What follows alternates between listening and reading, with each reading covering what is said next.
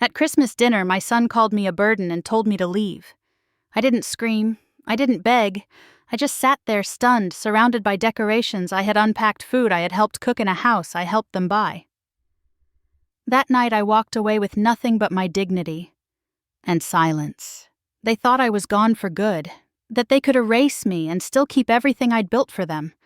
But they didn't know the price of that silence, or what it would cost them next. The scent of cinnamon and cloves filled the kitchen, but it did little to warm the air between us. I stood at the counter, stirring the mashed sweet potatoes slowly, carefully, like if I moved too fast I might disturb the uneasy silence. Zoe was on her phone again, scrolling mindlessly, thumbs moving without pause. She hadn't said a word since I came down in the morning, and when I asked if she needed help with anything, she just shrugged and told me to keep an eye on the timer. I used to love Christmas. I used to host it in my old house, the one with the big window facing the snowy street and the fireplace Jackson built with me one summer. I'd wake up early, make cinnamon rolls from scratch, and Jackson would come down in his robe, smiling, hungry, and full of stories. He loved the holidays as a child. He'd help me decorate the tree, untangle the lights hang. His school made ornaments like they were priceless heirlooms. But this year I was just there, living in the guest room of the house I helped them buy. It was supposed to be temporary. Jackson and Zoe were struggling to buy their first home, and I had just sold my small interior design business. I thought, why not help them get a place I could stay with them for a bit, enjoy the company, maybe save up for a condo. I never imagined I'd feel like a stranger in the house my money secured. The timer beeped. I jumped. I'd been staring out the window, watching snow gather on the patio furniture. I turned to the oven and opened the door. Smoke. Thick, black, curling smoke poured out like a warning. My heart sank as I pulled out the roasting pan. The chicken was blackened, shriveled, the skin cracked and hard like burnt paper. I froze for a moment, unsure of what to do. Then, panicked, I reached for a knife and tried to slice away the burnt parts, hoping I could save something, anything. The smoke detector went off loud and shrill. Zoe stormed in. "What did you do?" she snapped, eyes widening as she waved her hands in the air, trying to push the smoke away. "I'm sorry," I said quickly, still fumbling with the knife. "I was watching the time. I thought it had more minutes." "You thought?" Her voice was cold-clipped. "I set that timer. All you had to do was take it out when it rang. I just got distracted. I can fix it." I insisted, though my voice was trembling. "I'll run to the store. We can get something else.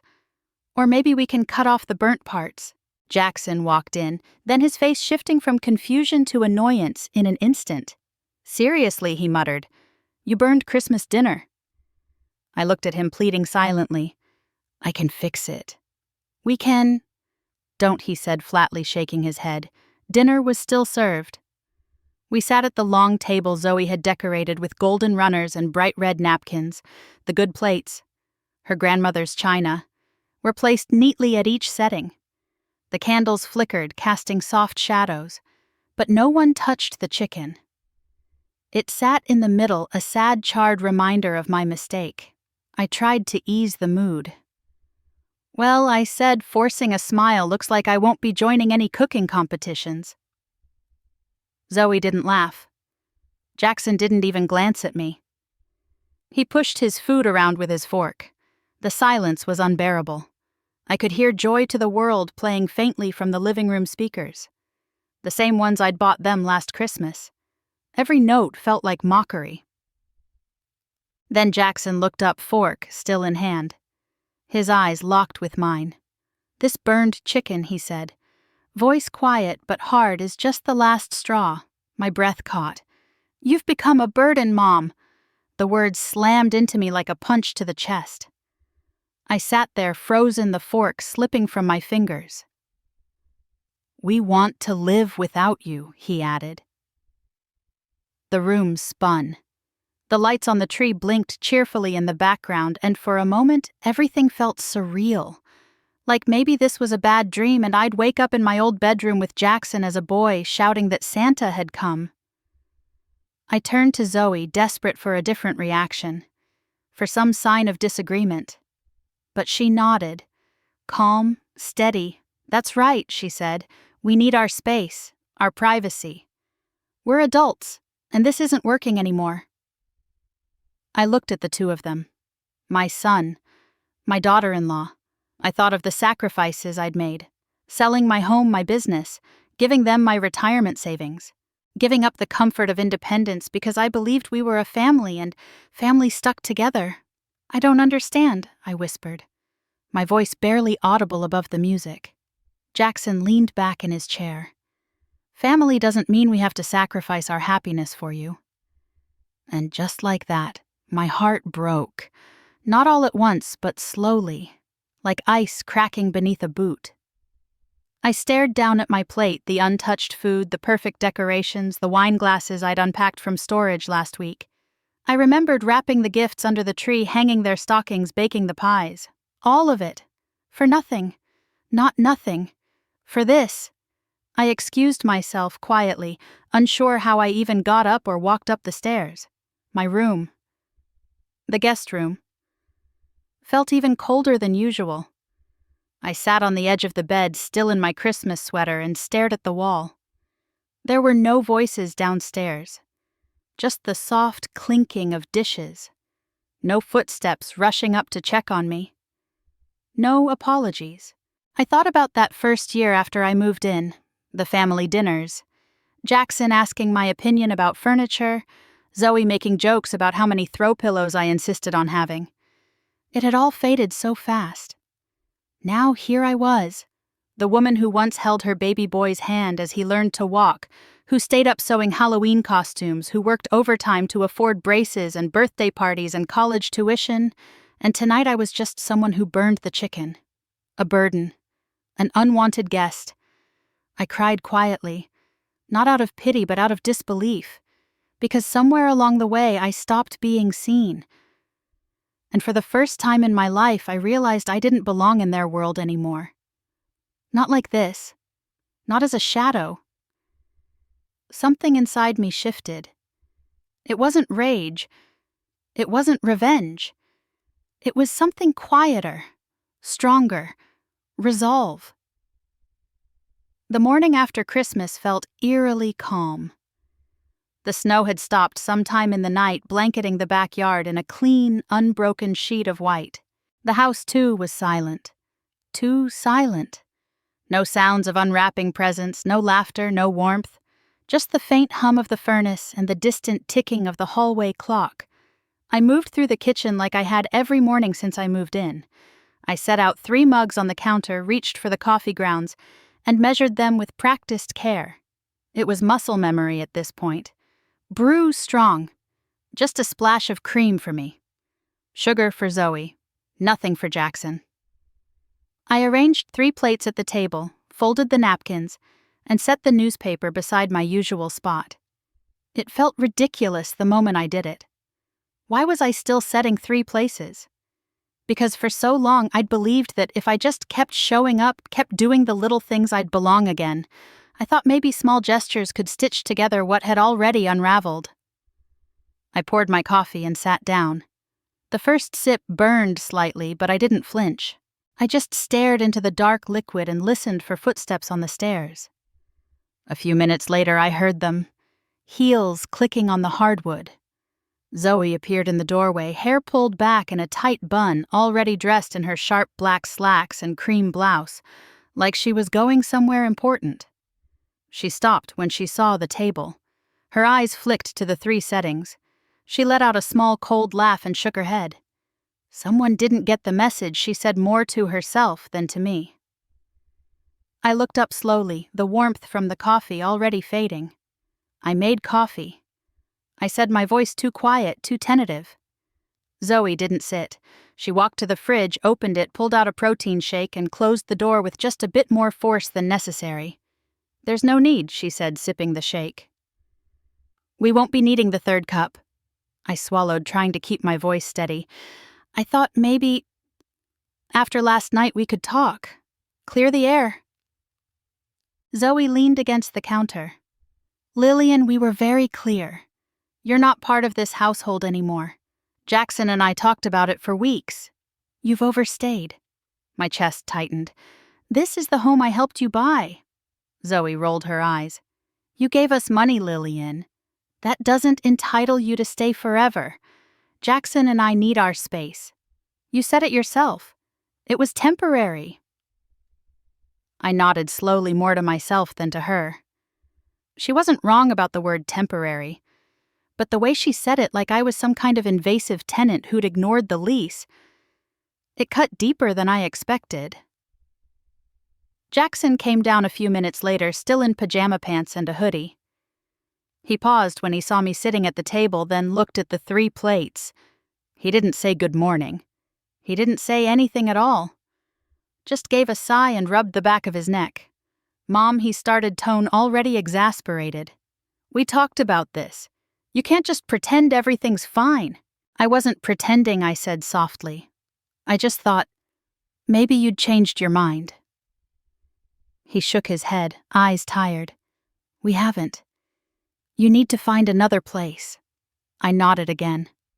It felt like all I'd done lately was nod. "I see," I whispered. "I'll go pack." Neither of them said a word. I walked back up to the guest room. No, my room. Or at least it had been for 3 years. It still had the pale blue curtains I brought from my old house, the crocheted blanket my mother gave me before she passed the framed photo of Jackson in his cap and gown. I opened the closet. My suitcase sat in the corner untouched since the day I moved in. I'd arrived here full of hope, carrying that suitcase like it was the start of something new. And now I was packing it again, only this time it felt like defeat. I moved slowly. Clothes, shoes, toiletries, a pair of gloves, my journal, a few framed photos I couldn't bear to leave behind. I wrapped them in scarves for protection, not because they were expensive, but because they were pieces of a life no one else seemed to care about. I sat on the edge of the bed staring at the packed bag. 62 years of living, loving, giving, reduced to a single suitcase. I opened the top drawer and pulled out my father's watch. He wore it every Sunday until he passed. It still worked. I fastened it around my wrist, the weight of it grounding me. Downstairs, I could hear Zoe vacuuming. Jackson was probably watching TV. Neither came up to check on me. Neither asked where I was going. I wheeled the suitcase to the top of the stairs, paused, then took one last look around. The house was quiet, but not in a peaceful way. In a hollow, indifferent way. There was no warmth in the silence, no invitation to stay. I made it to the front door. My hands trembled slightly as I reached for my coat. I zipped it up, pulled on my gloves, and opened the door. The cold hit me instantly. Sharp, bracing, unforgiving. The sky was pale gray, and the snow on the walkway had started to melt into slush. I stepped outside the suitcase wheels, dragging through the wet gravel. Behind me, the door clicked shut. I didn't hear it lock, but I didn't need to. It may as well have been bolted with 1,000 tiny rejections. Bon. I stood on the sidewalk, unsure of what to do next. No plan, no home, no one waiting for me. I dug into my coat pocket and pulled out my phone. My fingers hesitated over the contacts list. Most of the numbers were old co-workers, neighbors, people I hadn't spoken to in years. Then I saw her name. Audrey Bennett. We'd been friends for over 2 decades, but life had gotten busy. After her husband Thomas had surgery a few years back, we drifted into polite catch-ups and birthday cards. But Audrey had always been the kind of friend who meant it when she said, "If you ever need anything." My thumb hovered. I didn't want pity, Git. I didn't want to explain why I was standing in the snow with a suitcase. But I needed someone. I pressed call. 3 rings. "Hello?" Her voice was just the same. Bright, warm, solid. "Hi, Audrey," I said, trying to sound normal. "It's Lillian. Lillian, Merry Christmas." Or, well, the day after. "Merry Christmas," I replied. Then paused. I need a favor." Her voice softened instantly. "Of course." "What's going on?" I looked down the street where the snowbanks glistened. I don't really have anywhere to stay. I need a few days, just until I figure things out." There was a pause, only a heartbeat long. "Come here," she said. "Right now. Thomas and I will make up the guest room. You are not spending tonight out in the cold." Relief washed over me so fast it made my knees weak. I blinked quickly to keep the tears from falling. "Are you sure? Don't be ridiculous," she said. "We've got coffee, a warm bed, and more leftovers than we can handle." I let out the breath I'd been holding. "Thank you, Audrey. Truly. Always," she said. "You'll be here in 20 minutes. I'll get a cab. Be there soon." I hung up and stared out at the street. A neighbor walked by, shovel in hand, nodded at me politely, not realizing I no longer lived here. I didn't wave. I didn't look back. Because whatever this house had meant to me, it no longer did. I pulled my suitcase behind me and started walking toward the road. I was alone. But I was also free. Audrey met me at the door before I even knocked. She opened it wide with both arms extended, her warm smile steadying me like a lighthouse in a storm. "There you are," she said, pulling me into a hug that I hadn't known I needed. "Come inside. It's freezing." The scent of rosemary and something baking filled the air. Her home was cozy in a way that didn't try too hard. Wood floors warmed by old rugs, soft lighting, the hum of classical music drifting from the kitchen. Nothing extravagant, but full of intention and care. Thomas looked up from his armchair in the den and gave me a gentle nod. "Glad you're here, Lillian. Audrey told me. We're just happy you called." I gave him a weak smile and stepped out of my boots. "Thank you, both of you. I didn't know who else to call." "Well, you called the right people," Audrey said, ushering me down the hall. "Guest rooms made up. Fresh sheets, fluffy towels, and I even turned the heater on early." She wasn't just being kind. She was being deliberate. Every action said, "You are wanted here. You are not a burden." I set my suitcase by the bed and took a moment to collect myself. I'd barely spoken since I left Jackson's house, the shock still too raw to articulate. But now, sitting on the edge of a bed that had been prepared just for me, I felt the words start to gather in my chest.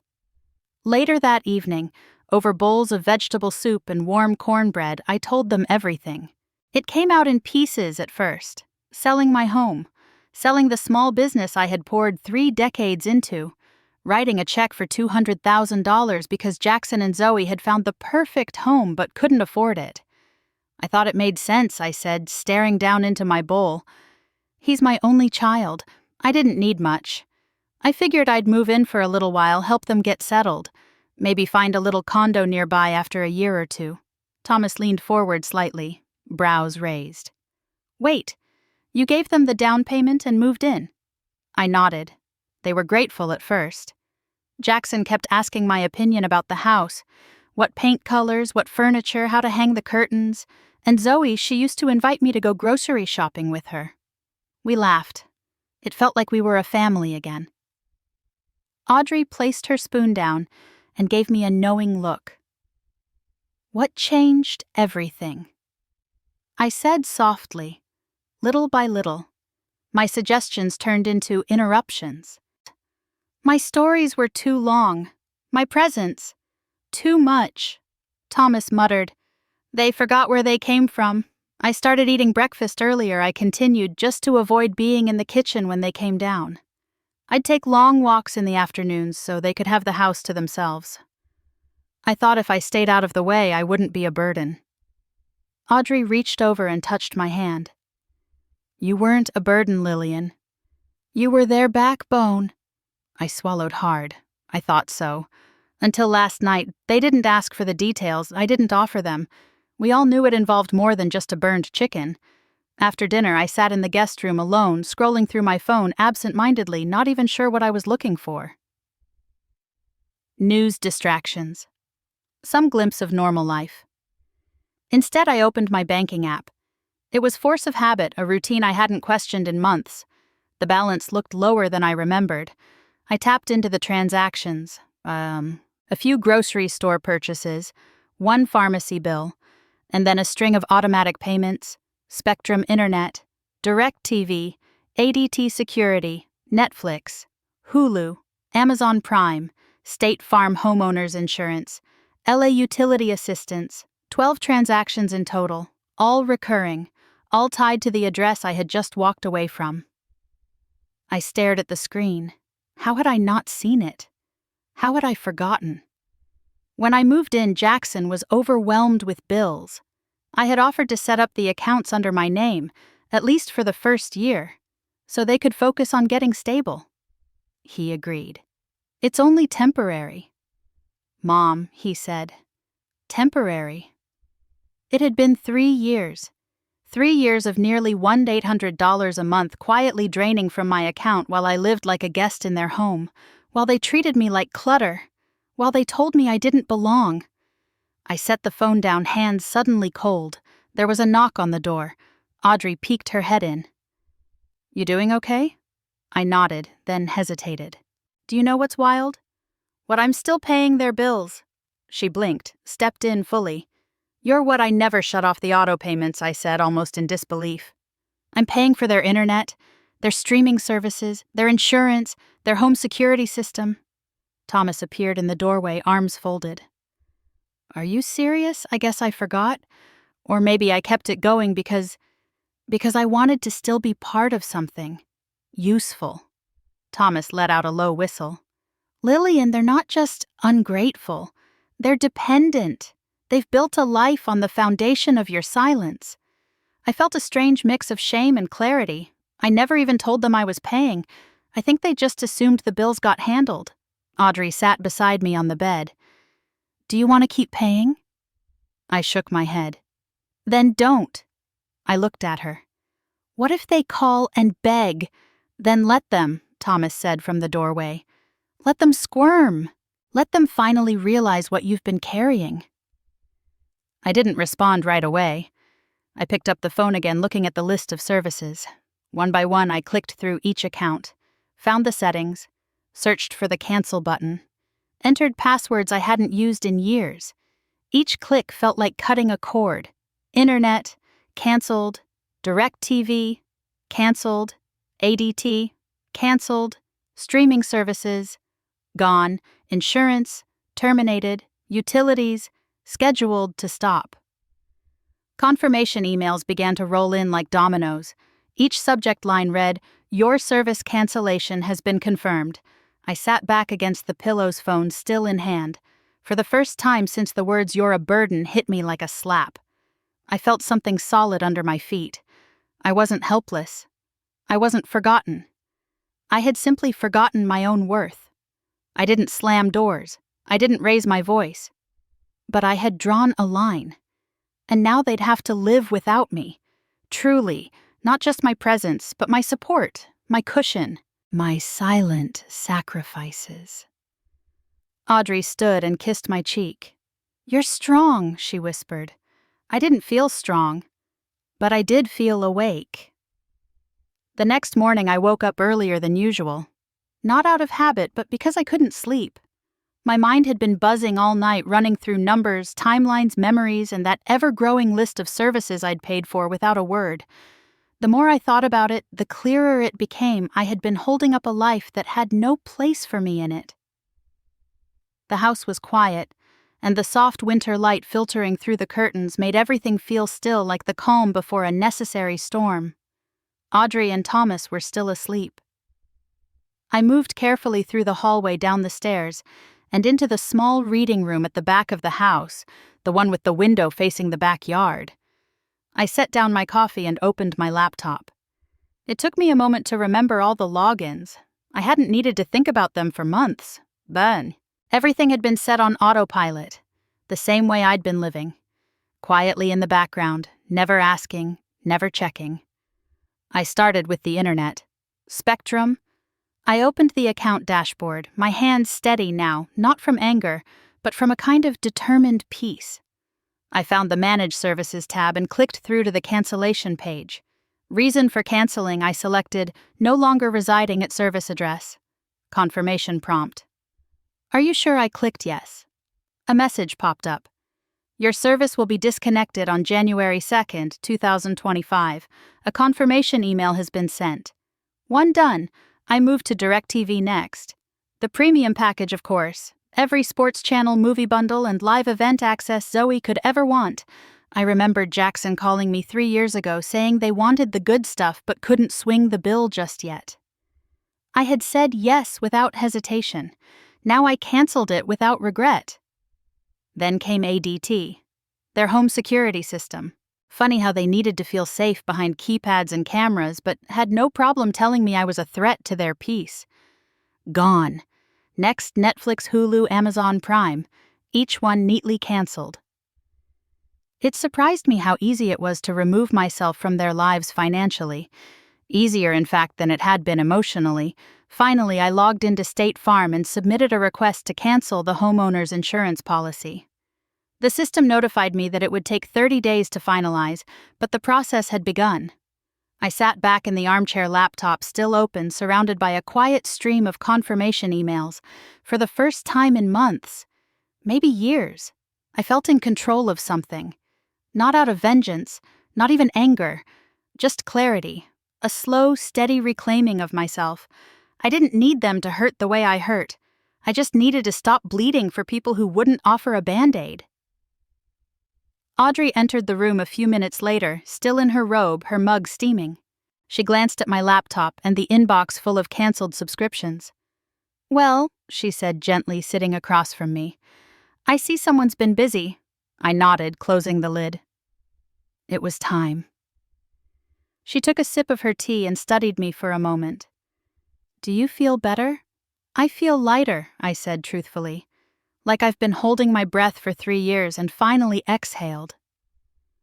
Audrey leaned back and gave me a soft smile. "This isn't revenge, Lillian. Don't let anyone tell you that." "I know I said. It's just stopping." "Exactly," she replied. "Stopping the enabling, the silent giving. You're not punishing them, you're just refusing to keep pretending they deserve it." I let her words sink in. They didn't feel cruel. They felt fair. The truth was, I had become a silent partner in their irresponsibility. They didn't ask questions because they didn't want answers. And I didn't offer the truth because I was too afraid of what it would mean to stop being useful. It had never really been about the money. It was about connection, about belonging. But connection built on convenience isn't love. It's dependency. And when that dependency turns toxic, even love becomes a burden. I stood up and walked to the window. The snow in the yard glittered under the weak winter sun. A bluebird landed on the deck railing, puffing out its chest against the cold. It looked around as if surveying its tiny kingdom, then took off again. That was what I needed now. A place of my own again. Not just physically, but emotionally. I wasn't sure where I'd land next, but at least I'd left behind the illusion that I had a home in that house. Audrey joined me at the window. "What will you do now?" "I don't know," I admitted. "But I know what I won't do anymore." She nodded, understanding without explanation. "You don't have to figure it all out today. I know. But today at least I stopped disappearing. That night I slept better than I had in weeks. Not because anything had changed on the outside. Jackson and Zoe still had their lives, their routines, their morning coffee and evening complaints. But because I had finally stopped financing the lie that I was welcome there, I didn't tell them. I didn't send a warning. No announcements and no drama, just one click at a time, letting the silence teach the lesson. The next day I opened my email again. More confirmations. One by one, all tidy, all final. I started to think about what else I could let go of. Maybe the guilt. Maybe the fear of being alone. Maybe even the version of motherhood that said I had to give everything without ever asking for respect in return. Audrey knocked on my door after breakfast. "Want to go for a walk?" I nodded, pulled on my coat and followed her into the fresh snow. Each step felt like a return to something I hadn't felt in a long time. Myself. Somewhere out there, Jackson and Zoe were waking up to their first full day of real adulthood. Maybe the internet was still on. Maybe not. Maybe the TV worked. Maybe they'd noticed the streaming services were gone. Maybe they'd panic. Maybe they'd argue. But they wouldn't call me. Not yet. And that was exactly how I wanted it. Because this time, if they wanted me back in their lives, they were going to have to come find me, with more than entitlement in their hearts. They'd have to show up with something they'd never offered before. Respect. It was exactly 7 days after I'd stepped out of Jackson's house, suitcase in hand, when the call finally came. I had just finished folding laundry in Audrey's sunroom, a cozy little nook that overlooked her snow-dusted garden. The quiet hum of the dryer and the scent of lemon fabric softener made the morning feel calm, peaceful even. For the first time in what felt like years, I wasn't rushing to solve someone else's problem. I wasn't shrinking to fit into a space that no longer had room for me. My phone buzzed on the side table. I glanced at the screen. Jackson. I didn't answer right away. I stared at the name for a long moment, watching it flash like a warning. Part of me wondered if maybe he was calling to apologize. Another part, the more grounded, less hopeful part, suspected something entirely different. I took a deep breath and picked up the call. Hello? Mom?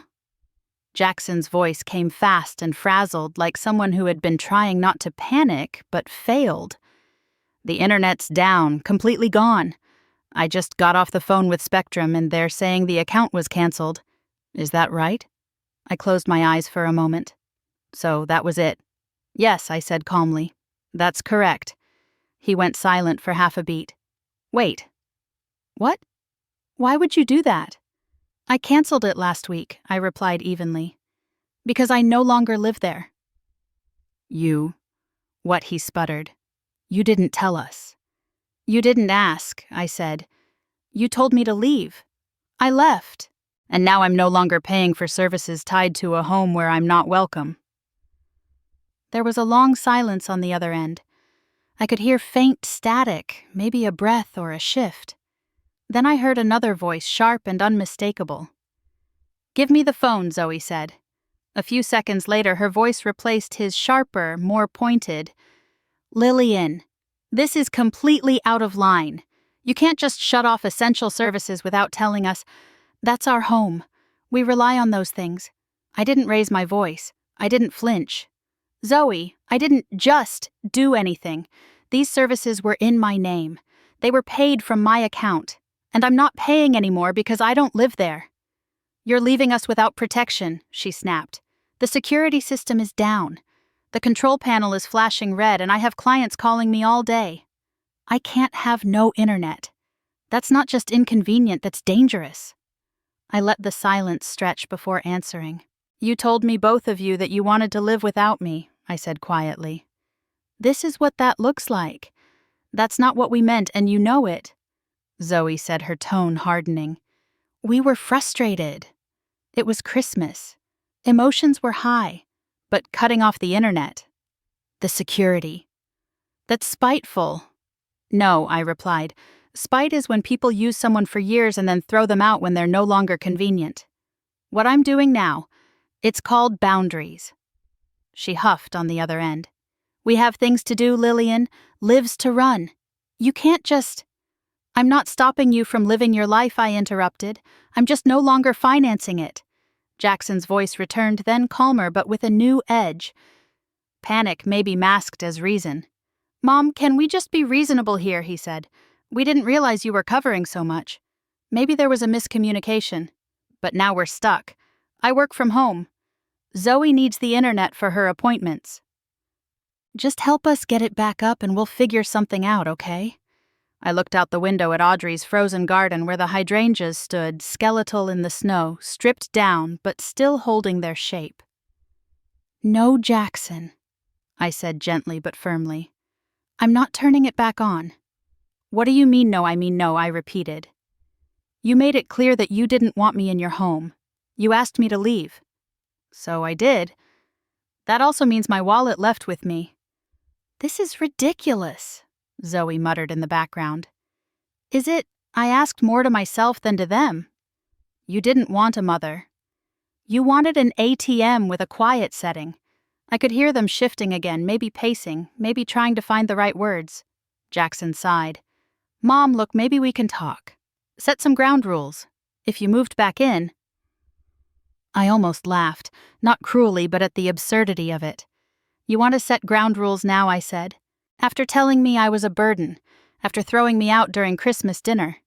He was quiet again. You can't do this, Zoe snapped. You're being vindictive. I'm being practical, I said. And for the first time in a long time, I'm being honest. You told me what you wanted, I'm just giving it to you. But we can't afford all of this, Jackson said, desperation leaking through his words now. Do you know how expensive everything is? The internet, the security system, the insurance? We don't have that kind of money. Then perhaps, I said slowly, you should have thought about that before deciding you didn't need me. The silence on the other end wasn't angry this time. It was shaken. Zoe tried one more tactic. Lillian, be reasonable. You're hurting your own son. No, I replied. He hurt himself? I simply stopped protecting him from the consequences. A long pause followed. I could hear them whispering now, like I was the parent on speakerphone during a school conference call. It was almost funny. Let us call you back, Jackson finally said. You don't need to, I replied. There's nothing else to discuss. Wait. Mom, come on. I hope you figure things out, I said softly. Truly. And I ended the call. The moment I did, I stared at the phone, heart pounding.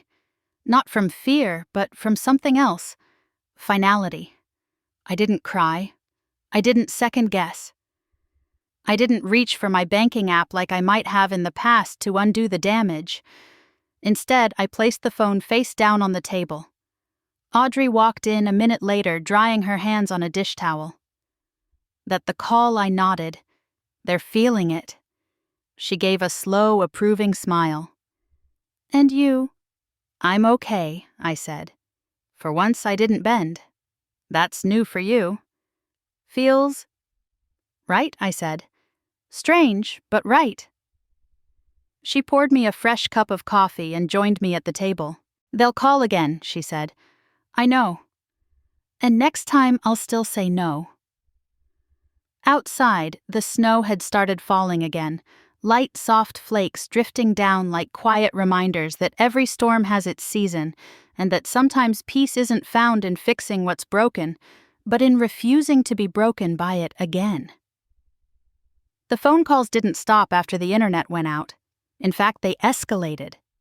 One by one, things began to unravel for Jackson and Zoe, and with every unraveling thread, my phone would buzz. First, it was the security system. Zoe said it had gone completely dark. No red lights, no beeping, no comforting voice saying system armed. Then came the streaming services. Apparently, Zoe had come home from work and tried to unwind with her favorite show, only to be greeted by a blank screen and a subscription-expired message. Jackson couldn't access his work emails without Wi-Fi. Their smart thermostat stopped syncing. Then, the utility bills came, one with a red stamp reading Final Notice. At first, I let the calls go to voicemail. I didn't even listen to most of them. Audrey and Thomas would glance at my buzzing phone and raise their eyebrows, but they never pressed. They knew. It wasn't about avoidance. It was about silence, doing the work that words never could.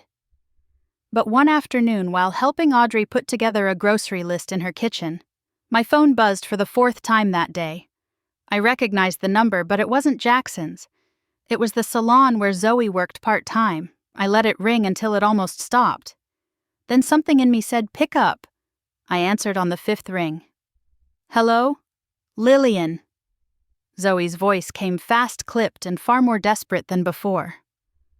Thank God. I've been trying to reach you. I said nothing, she continued. I'm calling from work because Jackson's phone died and we're out of data. The electricity company just left a notice on our door. They're threatening shutoff, and the insurance company called to say our policy is lapsing. We don't know what's going on. I kept my tone neutral. You're missing payments. We know that, she snapped, then immediately softened her voice, trying a different tactic. But we thought everything was still set up. You never told us you were turning things off. I didn't need to, I said. They weren't your accounts. They were mine. But you were paying them, she said, as if that made it permanent. Yes. When I lived there, when I was part of the household, when I was treated with basic respect. Her voice caught. Lillian, please. We're drowning here. I leaned back against the counter, looking out the window at Audrey's backyard. The hydrangeas were bare, their branches dark against the snow, but they still stood, still upright, still rooted. What do you want from me? I asked. I don't know, she admitted. Help. We need help. I could feel her unraveling. It wasn't the sharp, entitled Zoe I was used to. This was someone teetering between frustration and fear. Jackson lost a client last week, she said quietly. They dropped him because he missed a deadline when the Wi-Fi was down. And I can't pick up extra shifts. The salon's slow in January. The only reason we've managed this far is because of what you were doing behind the scenes. And now, we're falling apart. I didn't speak. I let her sit in that space in that realization. Then she added, I know things were said. On Christmas. But we were overwhelmed. It was a bad day. A bad day doesn't create years of behavior, I replied gently.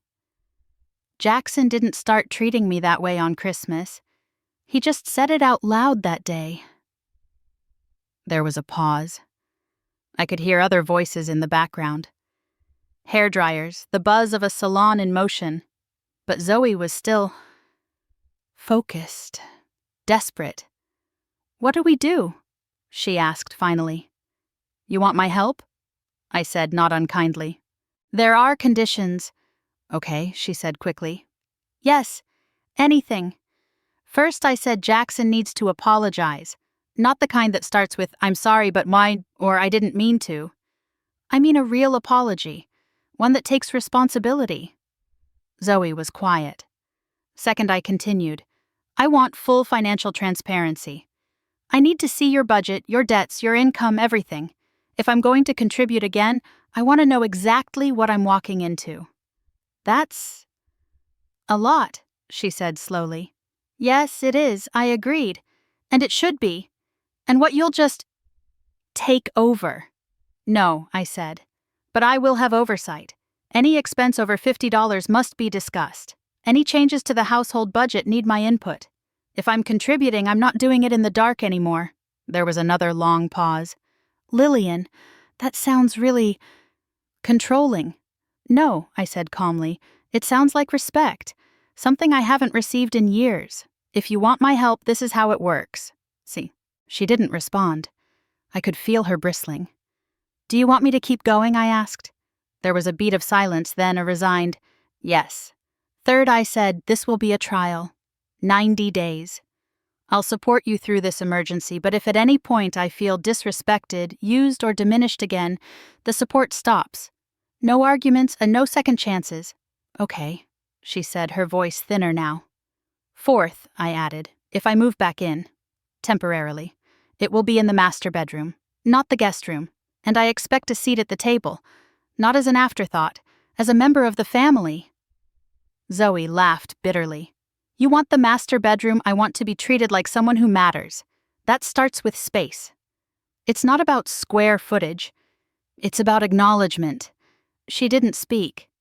Those are the terms I said. If they're too much, I understand. You and Jackson are adults. You can figure something out. No, wait, she said quickly. We'll talk. We'll figure it out. Just don't walk away from us. I already did, I said quietly. Now it's your turn to walk toward me.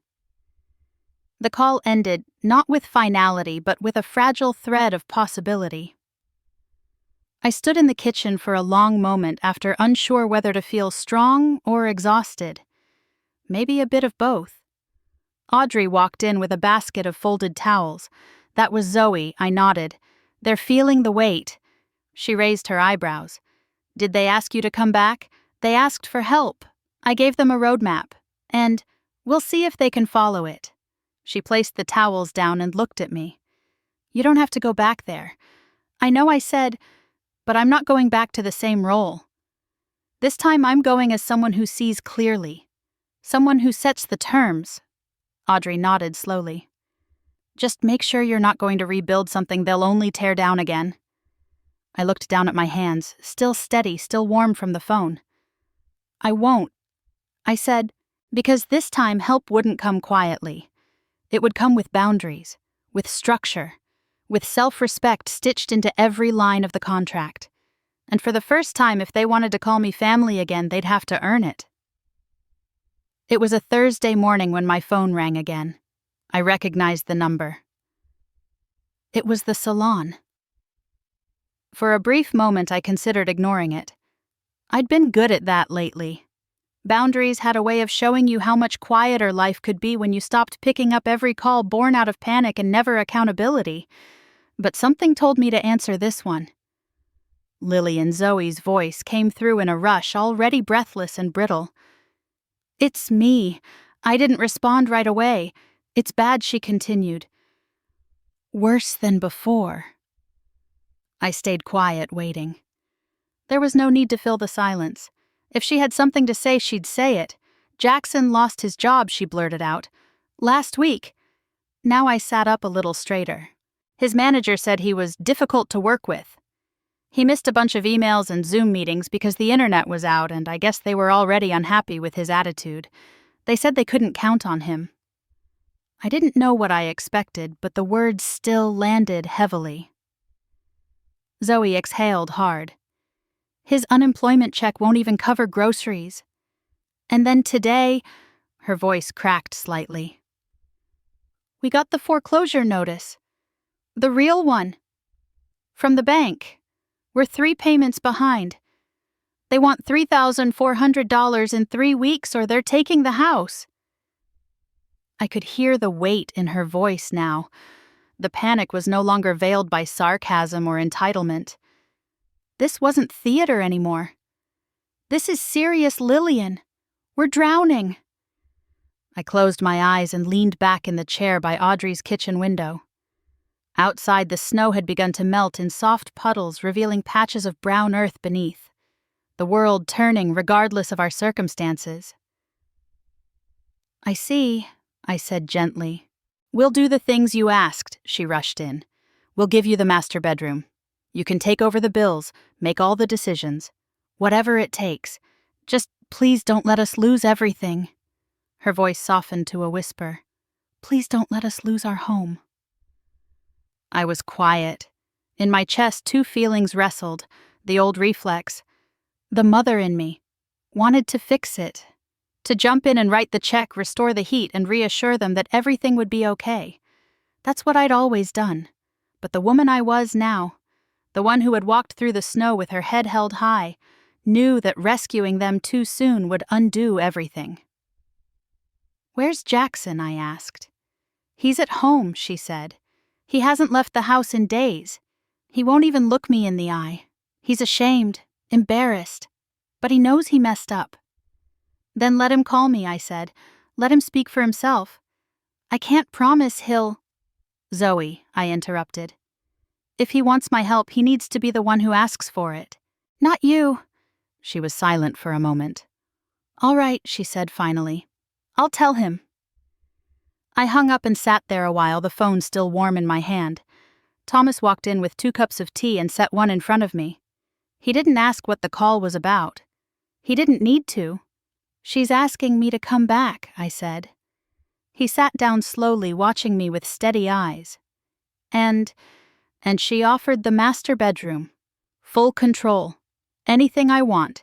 "Sounds like desperation," he said quietly. "It is. Are you going to do it?" "I don't know." He nodded. "Well, if you do, make sure it's on your terms. All the way." "I'm not going back to live like a ghost," I said. "Not again." "That's good," he said. "Because if you did, I'd have to come pull you out myself." I smiled, but it was faint. Later that evening, I received another call. This time it was Jackson. His name blinked on my screen for a few seconds before I picked up. "Hi," he said. His voice was small, uncertain. "Hello?" There was a pause. I heard you spoke to Zoe. I did. I guess you know everything now. I do. Another pause. Mom. He started, then sighed. I messed up. Badly. Not just with the bills, not just with the job. With you. I said nothing, letting him speak. I treated you like a burden. I let Zoe talk down to you. I stood by and let it happen, and worse. I joined in. I took your help and made you feel unwelcome in the home you helped us build. Still, I said nothing. I thought I was doing the right thing, he went on. That I was protecting my marriage, setting boundaries. But really, I was just pushing away the one person who always showed up for me. His voice cracked then. I'm sorry, Mom. Truly. No excuses. I was wrong. I closed my eyes, letting those words settle. Finally, I spoke. I appreciate that I said, but this can't just be a phone call. If you want my help, there needs to be a written agreement.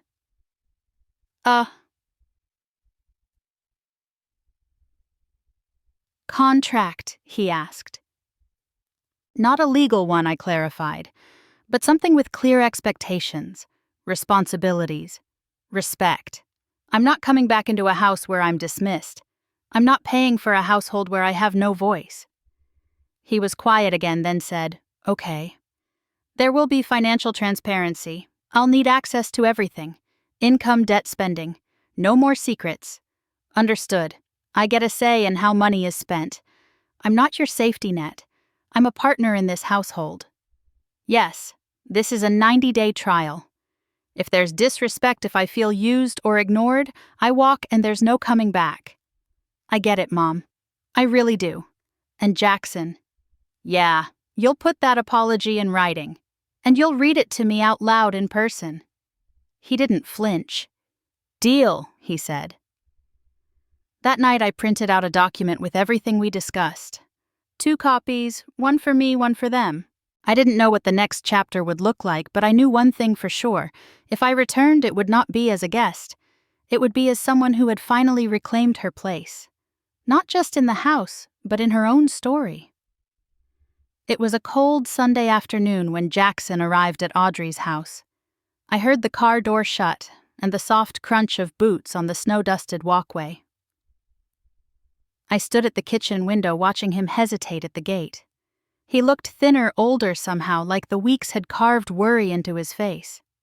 His shoulders sagged under a coat that didn't quite fit him right anymore, and he clutched a folded piece of paper in his hand. I met him at the door before he knocked. Hi, Mom, he said, voice soft, almost hoarse. I stepped aside and let him in. Audrey had already retreated to her sewing room, giving us space. The house was quiet except for the ticking of the old wall clock and the low hum of the heater. We sat in the living room. Jackson didn't touch his coat. He sat with it zipped all the way up like he needed the extra layer to hold himself together. He looked down at the paper in his hands, unfolded it, then folded it again. His fingers trembled slightly. I wrote it down, he said finally, because if I tried to say it off the top of my head, I'd screw it up. I nodded and waited. He cleared his throat and began to read, voice shaking, but steady enough to reach me. Dear Mom, I'm sorry. Not the kind of sorry people say when they're caught or when they want something. I mean, real sorry. I'm sorry for how I treated you, for how I let Zoe treat you, for how I let your generosity become something I resented instead of something I respected. I took your help. I took your money. I took your presents, and I never once asked how you were doing, or what you needed, or if you even felt welcome.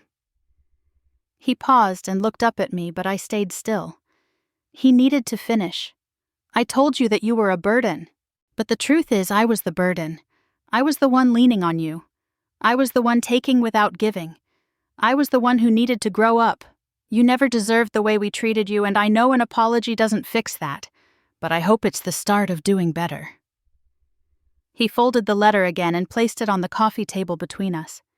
I reached out and placed my hand over it. Thank you, I said quietly. He nodded. I meant every word. There was silence for a moment, but it wasn't uncomfortable. Just full. I'd like to come back, I said finally. Not because I want to rescue you, but because I want to help rebuild something if it's truly ready to be rebuilt. Jackson nodded again. We're ready. I know we don't deserve a second chance, but we want to do it right this time. I looked at him carefully. I agreed to a 90-day trial. We stick to everything in the agreement. Full transparency, shared decisions, clear respect. I know he said, and I agree. And Zoe? He hesitated. She's adjusting, but she knows the alternative is losing everything. She'll cooperate. Cooperation isn't enough, I said. Respect is the minimum. He nodded slowly. She'll get there. Later that week, I moved back in. The atmosphere was different from the start. Zoe greeted me at the door, lips tight but polite. She helped carry my bag upstairs. Not to the guest room, but to the master bedroom, the one with the large window and the better light. She even made the bed with clean sheets and fluffed the pillows. It was a gesture, and I took it for what it was. A beginning. At dinner that evening, we sat together at the table. No holiday decorations, no tension-laced silences, just a roast chicken, mashed potatoes, and a simple salad. It wasn't fancy, but it was intentional. Jackson asked about my day. Zoe listened quietly. We didn't pretend everything was normal. We acknowledged that this was a new start. The next morning, Jackson brought me a folder. It's everything he said. Our bills, bank statements, credit card balances, my pay stubs from the new job. He had taken a logistics coordinator role with a medical supply company. Less money than before, but steady hours, decent benefits. And as he proudly told me, a boss who actually gives constructive feedback. I flipped through the papers. Thank you for this. He smiled nervously. I figured if I was going to do this right, I couldn't hide anything. You're not the only one who's learning, I said, closing the folder. We all are. Zoe joined us in the kitchen, sipping coffee from a mug that said, "Good vibes only." It felt ironic, but I didn't comment. We should talk about grocery spending, she said, not looking at me directly. I raised an eyebrow. Okay, we've been eating out a lot, she continued, and it's not sustainable. I think we can cut back if we plan meals together. It was the first time she had invited me into a conversation about the household instead of brushing me off. I'd be happy to help with that, I said. She nodded. Good. It wasn't warm. It wasn't affectionate. But it was real. That weekend, I helped reorganize the kitchen cabinets. Jackson worked on catching up with missed bills. Zoe made a spreadsheet for expenses. The three of us sat down at the dining table and created a new budget. Every dollar had a job. Every voice had a say. There were moments Zoe slipped into her old tone. Curt, dismissive. But she caught herself now. She would pause, exhale, and start again with a softer approach. I could tell it didn't come naturally, but she was trying. And that mattered more than perfection. The next week, when I suggested we cancel one of the premium streaming services, she didn't scoff. She nodded. Yeah, that makes sense. We were learning to live together again, not out of convenience, but out of mutual effort. One evening, while we were cleaning up after dinner, Jackson turned to me. I didn't know I could feel this way again, he said. What way balanced, he said. Like we're finally on the same team. I smiled. You had to lose control to learn how to share it. He chuckled. That's one way to put it. 90 days wasn't going to magically fix everything. But it was enough time to build new habits, new respect, and a new version of family. One that didn't rest entirely on my shoulders. One that finally saw me, not as a burden, not as a checkbook, but as a woman, a mother, and a person who deserved a seat at the table she helped build. This time I wasn't going to fade into the background. This time I was here to stay. But only if they proved they truly wanted me. Not just for the bills, but for who I was, and who I would never again let them forget. It had been just over a month since I returned to Jackson and Zoe's house under the new terms. The first weeks had felt like walking a tightrope, everyone testing the weight of each step, wondering if we'd slip back into old habits. But gradually, things settled. Jackson's new job with the medical supply company wasn't glamorous, and the pay was nothing like what he used to make. But every day he came home with fewer complaints and more purpose. His supervisor had already praised him for his organization skills and reliability. He didn't talk about quitting or starting his own company anymore. For the first time in years, he seemed grounded. Zoe was trying. She hadn't transformed into someone warm or overly affectionate, but she no longer rolled her eyes when I made a suggestion. She asked questions instead of dismissing my input. And when we disagreed, which we did especially about grocery spending and energy use, she didn't raise her voice or retreat into sarcasm. She listened even when it was clear she didn't want to. That in itself was progress. We had developed a system. Every Sunday night we sat down with the spreadsheet. Jackson would review the bills and update his income column. Zoe would track the expenses. I oversaw the plan, double-checking each line item and flagging any impulse purchases that didn't align with our priorities. I had full veto power over anything over $50, and they hadn't fought me on that once. It wasn't about control. It was about structure. For the first time, the house ran like a team effort, not a lopsided balancing act with me quietly carrying the weight. One night as we cleaned up after dinner, roast chicken, mashed sweet potatoes, and steamed broccoli all planned within the budget, Jackson handed me a folded receipt for the electric bill. $67 less than last month, he said with a small, proud smile. We've been more careful. That's good, I replied, reviewing the total. Let's see if we can shave off another 10 next cycle. He nodded. No resistance, no ego. So, we moved around the kitchen smoothly, the way families sometimes do when they've cooked together, long enough to know each other's rhythms. I washed Zoe, dried Jackson, put the dishes away. It was simple, almost quiet, but it was the most peaceful I had felt in that kitchen in years. Later that evening, Jackson knocked on my bedroom door. I was reading glasses on the tip of my nose, a warm cup of tea on the nightstand. "Got a minute?" he asked. Of course. He sat on the edge of the bed, fidgeting slightly with the cuff of his sleeve. I've been thinking about the agreement, about everything we've been doing. I closed my book. Go on. You said something when we first talked, about how a real apology isn't just words, it's what comes after. Behavior. Accountability. I nodded. Well, he said I think it's time to go a step further. To say something out loud. Publicly. I tilted my head. What do you mean I want to host a dinner, he said. A small one. Invite a few of the neighbors, Audrey and Thomas, of course. Maybe the Hendersons from next door and Mrs. Patterson across the street. Just a few people who've known us a long time. He took a breath. And I want to thank you. Not just to your face, but in front of them. Because they've seen the changes around here. The fewer packages at the doorstep. The fact that Zoe and I aren't arguing in the driveway anymore.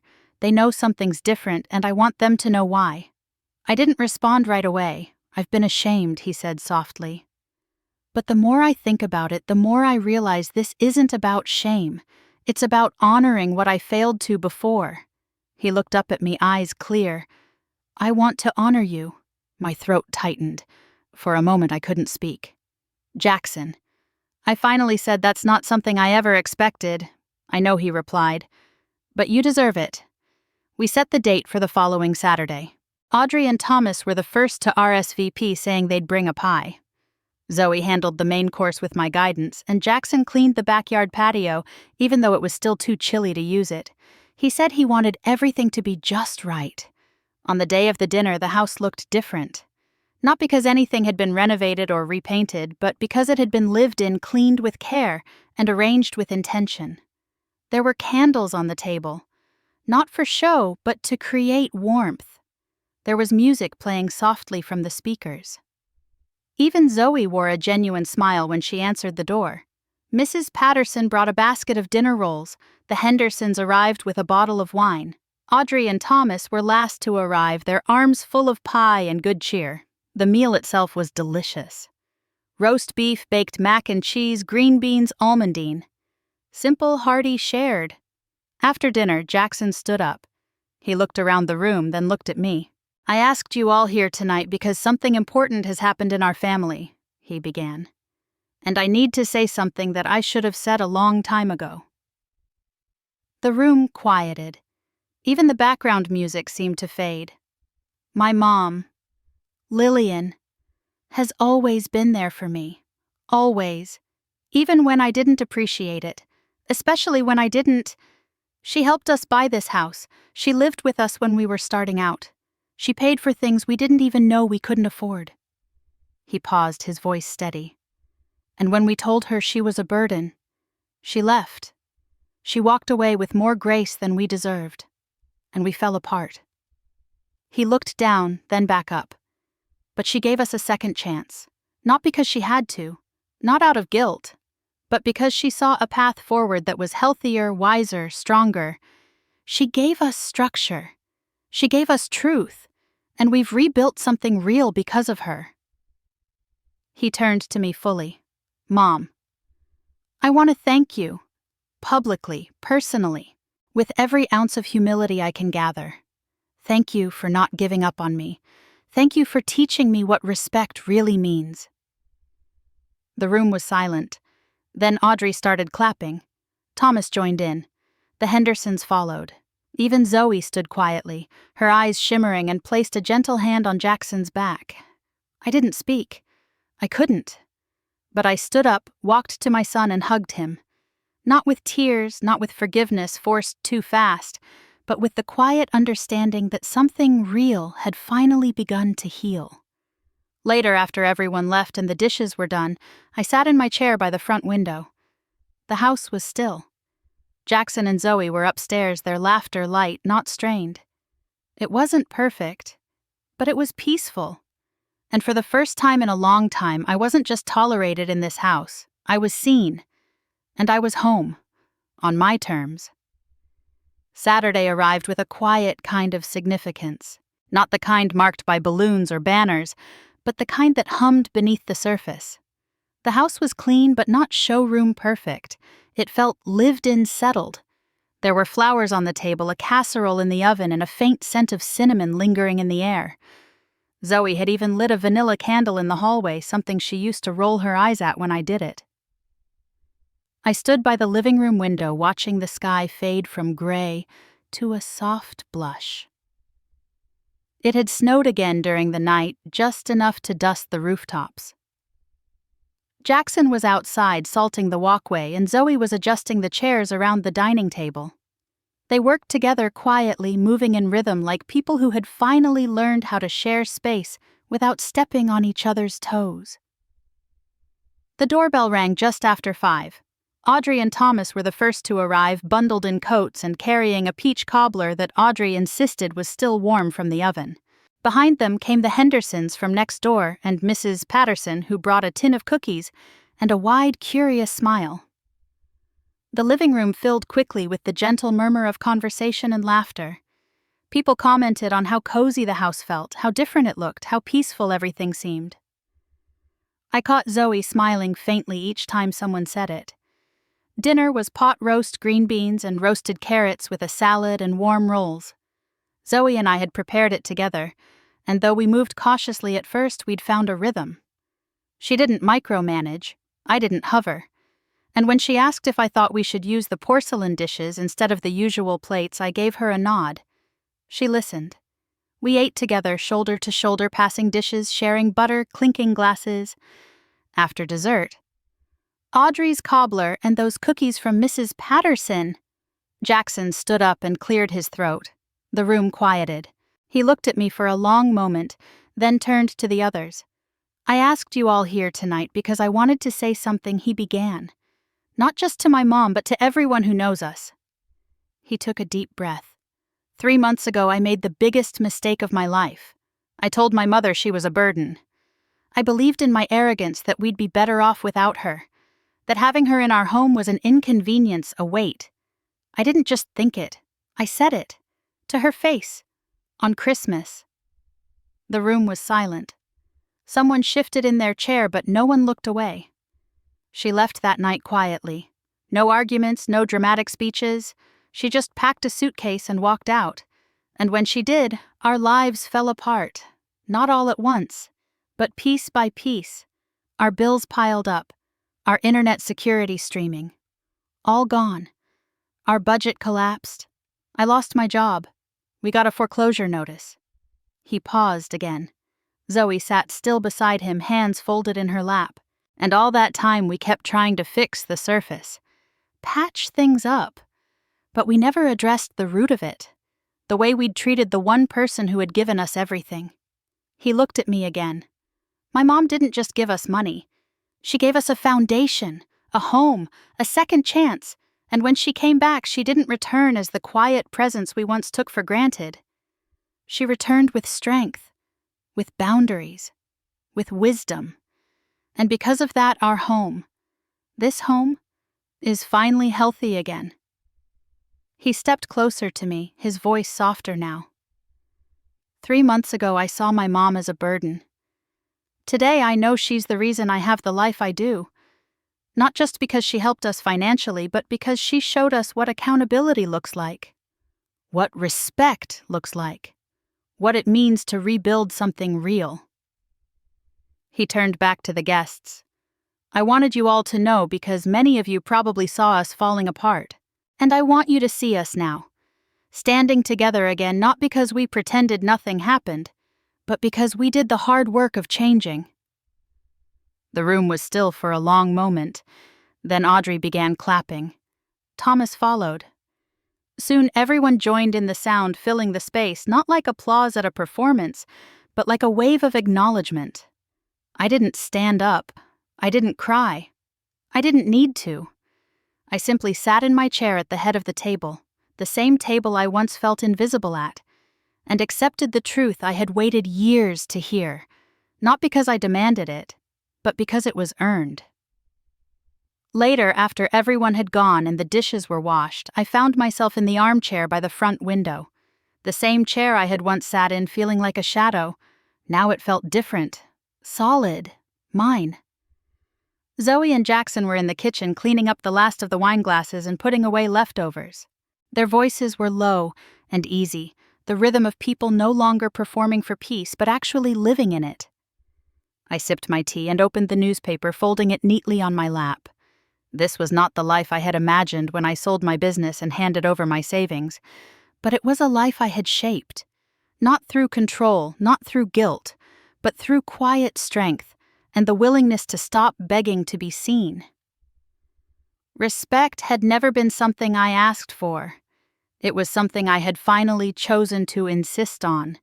And now, in this house, in this family, I was no longer a guest. I was a mother, a guide, a woman who had survived the storm not by fighting it head-on, but by knowing when to step away and let the wind clear the path. The candle flickered softly beside me, the last bit of warmth lingering in the room. Sometimes I thought the greatest victory is not being invited back into someone's life. It's being returned to your rightful place, without having to ask. At Christmas dinner, my son looked me straight in the eye and said, "You're a burden. We don't want you here." I didn't shout. I didn't cry. I just stared at the table, at the candles I lit, the food I helped prepare, and the scorched chicken they blamed me for. I had given them everything, my savings, my home. I sold the business I spent 3 decades building, all to help them buy theirs. And in return, I became invisible, unwelcome, dismissed in my own quiet way. But what they didn't realize, what they still don't fully understand, is that I may have walked out quietly that night, but I didn't walk away empty. That dinner wasn't the end of anything. It was the start of something they never saw coming. They thought they could cut me out and keep everything I gave. They were wrong.